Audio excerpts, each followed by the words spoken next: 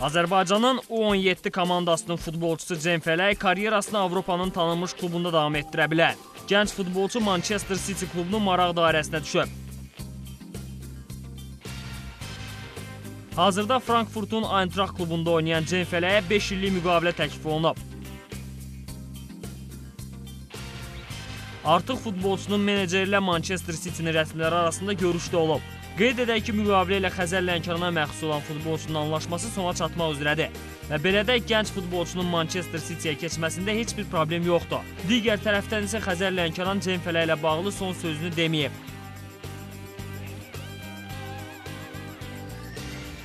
Bu transfer ətrafında ən maraqlı məqam odur ki, Manchester City futbolçunun keçidini həll etsə, Cem Fələyin qarşıdakı 2 ildə milli komandada oynamasına icazə verilməyəcək.